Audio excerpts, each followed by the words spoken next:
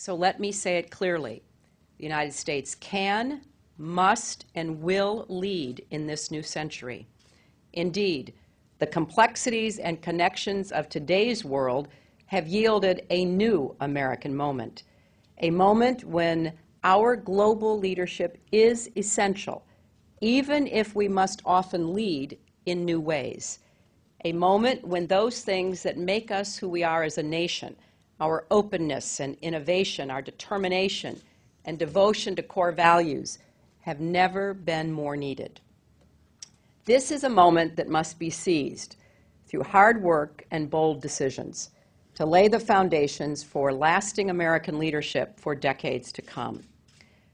But now, this is no argument for America to go it alone. Far from it. The world looks to us because America has the reach and resolve to mobilize the shared effort needed to solve problems on a global scale, in defense of our own interests, but also as a force for progress. In this, we have no rival.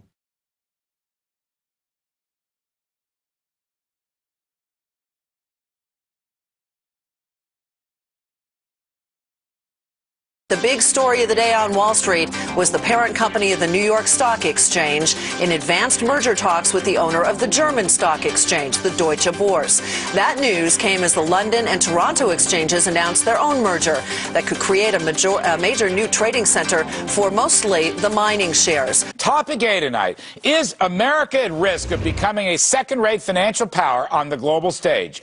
Are we losing our economic leadership? The very symbol of American capitalism, the New York Stock Exchange, will be taken over by a German exchange, Deutsche-Boerse. And get this, it looks like the combined exchange will actually drop the NYSE name for good. And that is not good. Are we going to stand for foreign ownership of an American capitalist icon? Why must we give up this important flag? All right. Buildings are going up. They're towering over everything.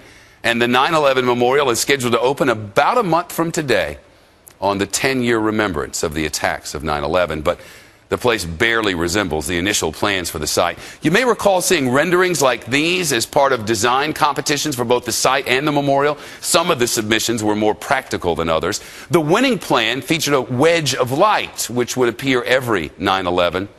The first designs also called for a cultural center and buildings that would extend over the memorial, but all of that changed along with so much more as the design evolved over time.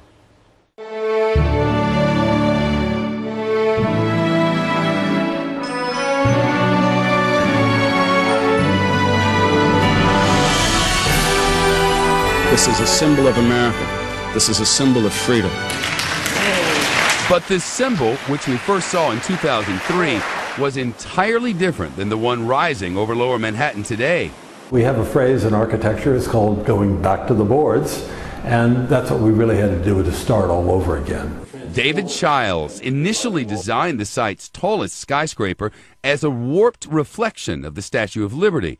But in 2005, the police warned the building would be too close to the street. We've been concerned about security there for quite a while, forcing a major change of plans. You can either, wrap it up, take your football and go home, or you can say, I understand. I mean, this is nothing, nobody wanted to slow this down, but these were the facts. So Childs simplified the design, paying homage to the original towers. It seemed to be the right answer, and I think it's better. The designer is fundamentally a problem solver. Michael Arad has solved dozens of problems as architect of the 9/11 Memorial, including the placement of the victims' names. The names previously were displayed some 30 feet below us, behind a waterfall, and it was always seen as a profound moment, that moment of walking up to this threshold that separates the living from the dead. But security and money concerns forced him to move everything above ground. I feel that the design in many ways has been enriched by bringing the names up here. Design is all about addressing constraints in any project. And usually the constraints are, very simple, time and budget. On a project like this, the constraints were much greater. Yeah, very great. And the planners are still making smaller tweaks all the time. Earlier this year, they dropped plans to install a special type of glass over the concrete base of One World Trade Center. And even the name of that building has changed. in an attempt to make it more marketable to companies around the world. They won't refer to it as the Freedom Tower, but simply by its address, One World Trade.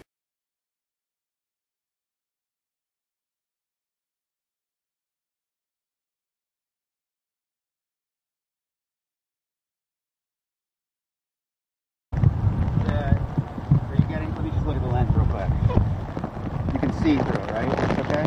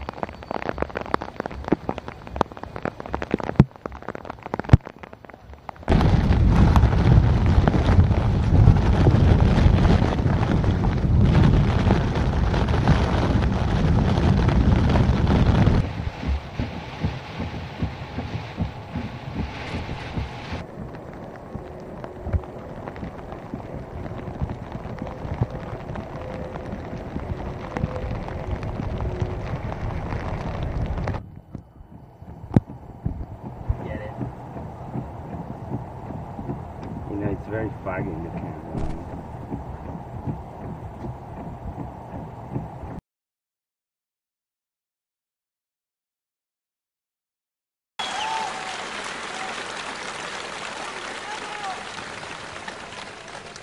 That is why the greatest danger of all is to allow new walls to divide us from one another. The walls between old allies on either side of the Atlantic cannot stand.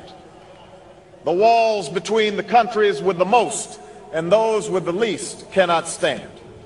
The walls between races and tribes, natives and immigrants, Christians and Muslims and Jews cannot stand. These now are the walls we must tear down.